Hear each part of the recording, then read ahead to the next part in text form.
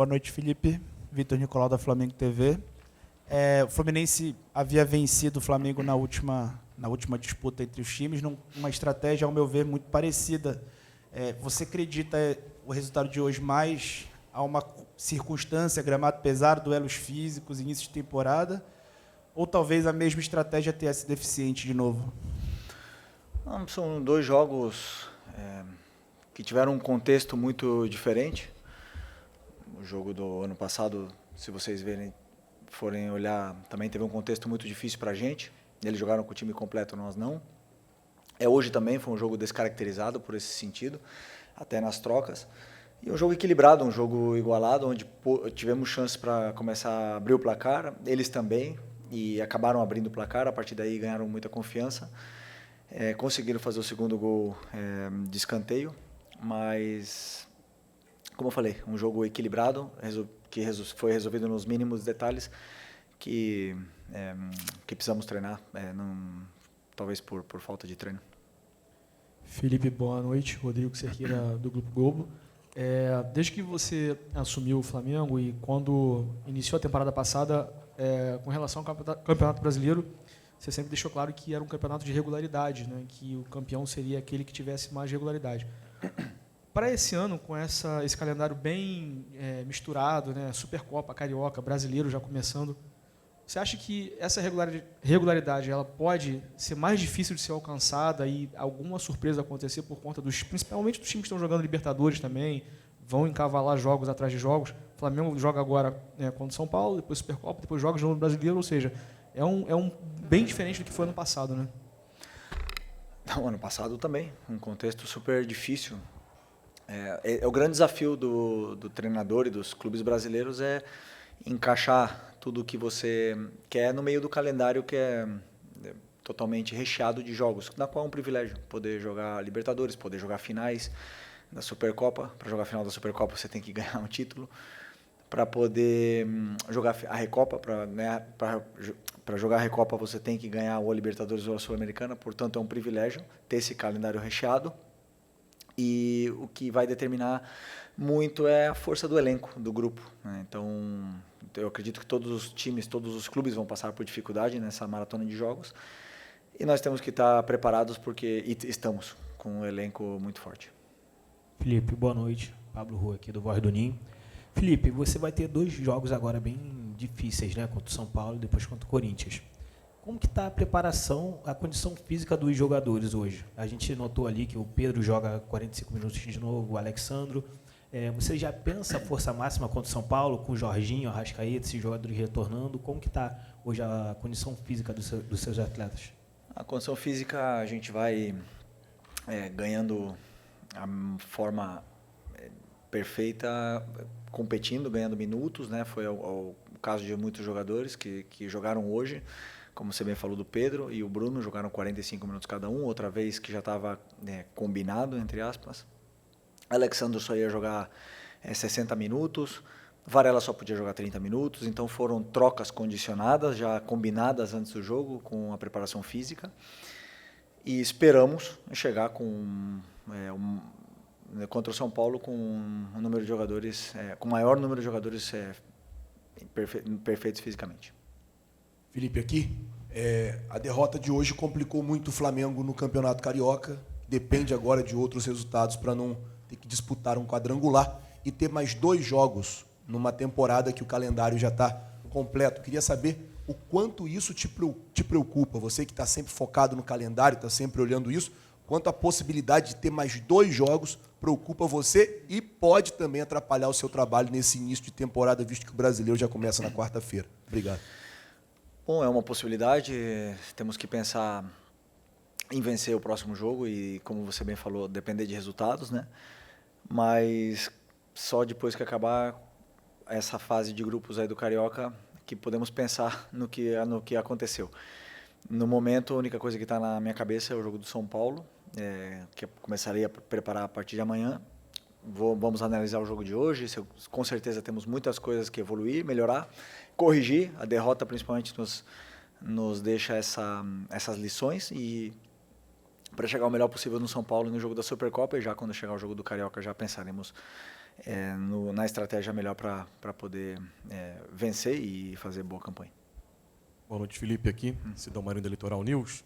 Queria te perguntar um pouco do planejamento a curto e longo prazo também. No ano passado, você, o Boto, o BAP, estabeleceram como prioridade máxima o Campeonato Brasileiro. A longo prazo, qual é a prioridade do Flamengo para essa temporada?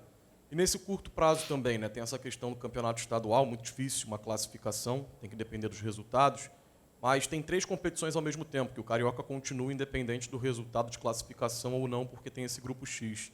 Qual é esse planejamento a curto prazo com Supercopa, Campeonato Brasileiro e o Carioca? Qual seria a prioridade? E a longo prazo na temporada com todas as competições que tem? Obrigado. No momento que estamos, a prioridade é o próximo jogo.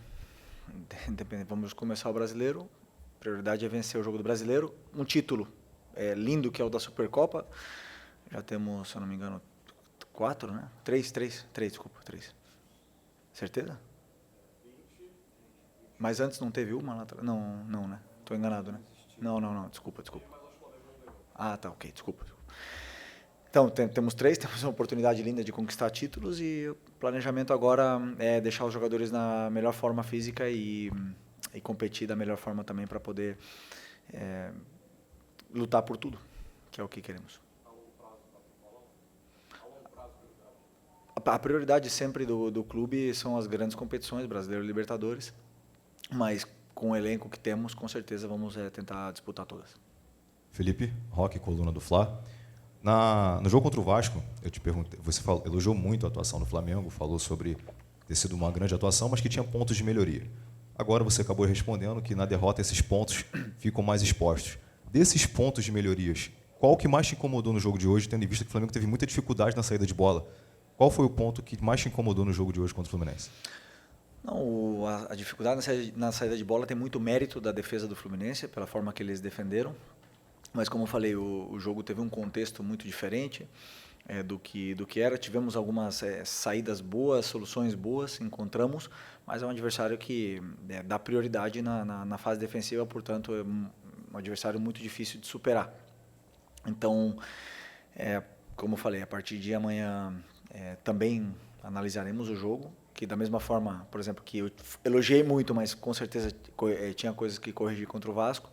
Agora também tiveram coisas boas contra o Fluminense, né? Uma derrota, eu sei que dói no torcedor, dói na gente, nós mais que todos, mas, como eu falei, temos que ser muito sincero com a análise, que também houveram coisas boas também, mas talvez uma das preocupações seja principalmente os contra-ataques.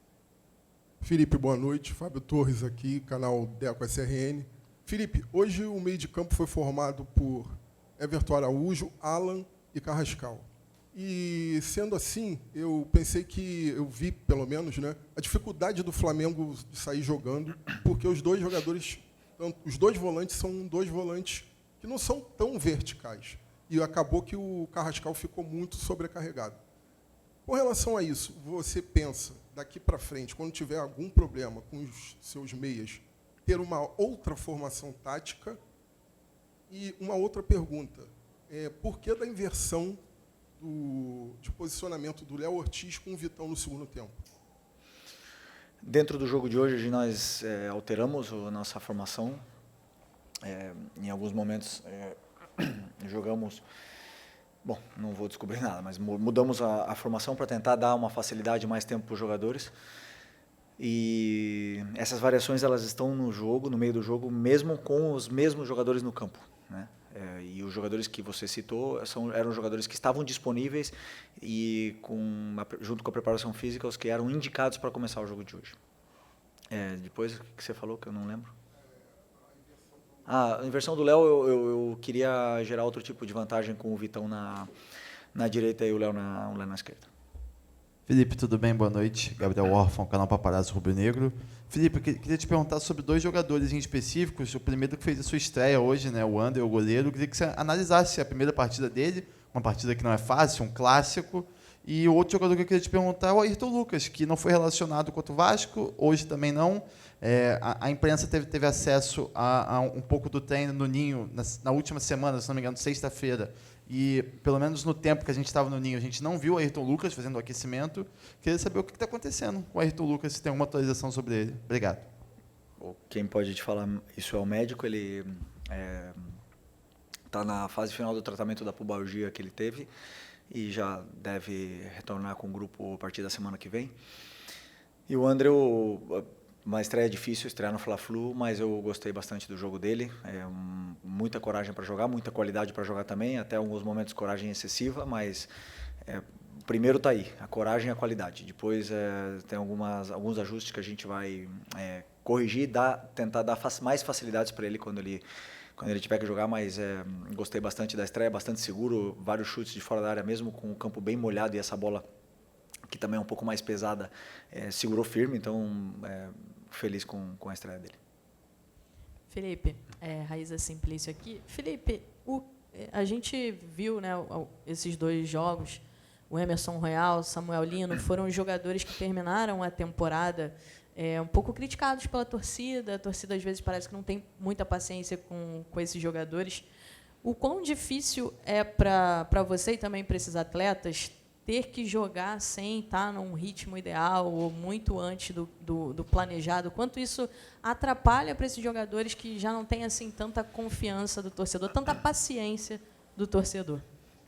Bom, são 2 jogadores que realmente acabaram muito cobrados pela torcida, pela expectativa que todos temos na qualidade deles. E o Emerson fez um grande jogo, o Lino entrou muito bem também contra o Vasco. Hoje, o Lino, na minha visão, recuperou aquele 1 contra 1 que ele tem, essa ousadia que ele tem, e eu acredito muito nos 2 e vou dar todo o meu apoio sempre, aliás, porque são jogadores que são já campeões de praticamente tudo com a camiseta do Flamengo, e eu acredito muito neles. Eles têm que saber isso, que o treinador deles acredita muito neles, e o torcedor vai cobrar, vai exigir, mas eles têm a confiança do treinador, que é o que mais importa. Felipe, tudo bem? Rafael Borghetti, repórter do Fla Voz. Hoje, no primeiro gol do Fluminense, a gente teve um erro de passe ali do Léo Ortiz, que acabou gerando o gol. E no segundo, não sei se o Emerson Royal tentou dominar ou chutar direto, mas infelizmente ele não conseguiu e a bola sobrou no pé do John Kennedy, que foi o segundo gol. Muitas vezes, ao longo do ano passado, você pensava naquela filosofia de que ataques ganham jogos e defesas ganham campeonatos. Queria saber o que você pretende corrigir ao longo da temporada para tentar fazer com que essa filosofia se sobressaia, independente dos erros que o Flamengo teve na partida de hoje. Obrigado. Continuo pensando absolutamente igual. A nossa fase defensiva tem que ser muito forte.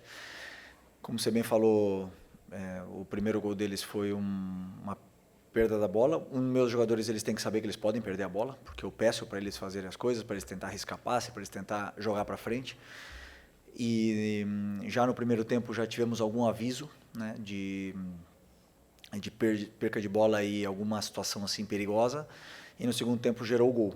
Vocês olham somente o gol e principalmente quem errou o passe. Eu vejo muitas outras coisas dentro desse lance que é o meu trabalho corrigir e tentar solucionar para que os jogadores possam continuar errando e nosso time continue sólido defensivamente. E a bola parada também é um fator desses. Boa noite, Felipe. Bruna Medeiros, do Desfla. Ano passado, um dos assuntos mais comentados até aqui nas coletivas era, muitas vezes, a falta de finalizações em alguns contextos do Flamengo. E hoje o Flamengo teve o número mais baixo de finalizações desde Flamengo e Racing, no segundo jogo, que era da Libertadores, que era um contexto completamente diferente. Você acha que esse foi um dos problemas hoje para a derrota do Flamengo? O número de finalizações baixa é mérito do adversário do Fluminense, que soube neutralizar nosso ataque. Felipe, Rodrigo Ramos, Time Web Esportes. Olhando aqui o calendário, esse calendário maluco do Flamengo, a gente fica pensando aqui, o que passa na sua cabeça, tendo em vista os jogos difíceis que nós temos agora no Carioca, né, vai depender agora de outros jogos. Aí você olha, já vem São Paulo, e já vem uma Supercopa com o Corinthians, depois vem o Internacional. O que passa pela sua cabeça no sentido dos jogadores que até agora você tem disponível? Que sorte que eu tenho de poder jogar jogos tão grandes e importantes. Jogar no Morumbi contra o São Paulo, jogar uma final da Supercopa em Brasília, jogar contra o Inter. Jogos grandes, eu sou um privilegiado. Isso é o que passa na minha cabeça. E o que passa na minha cabeça é preparar o melhor possível jogo do São Paulo para que os jogadores se sintam bem dentro do campo.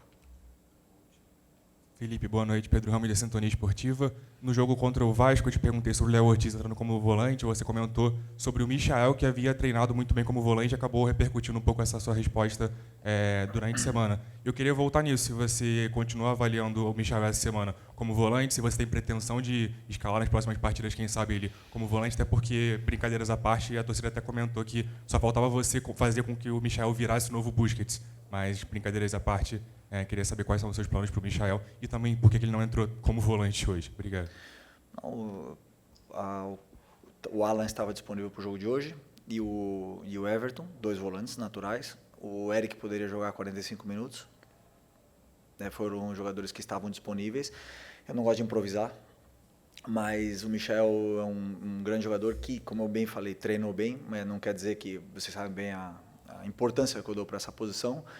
E não quer dizer que eu vá utilizá-lo de volante, né? Nós temos 5 volantes no nosso elenco. O Jorginho, infelizmente, problema no dente, o Nico está voltando e o Saul está com uma operação, mas temos 5. Então, estamos bem servidos e tenho certeza que vão estar disponíveis os jogadores para esse começo do Brasileiro, o máximo de jogadores possíveis para poder quebrar a cabeça contra o São Paulo.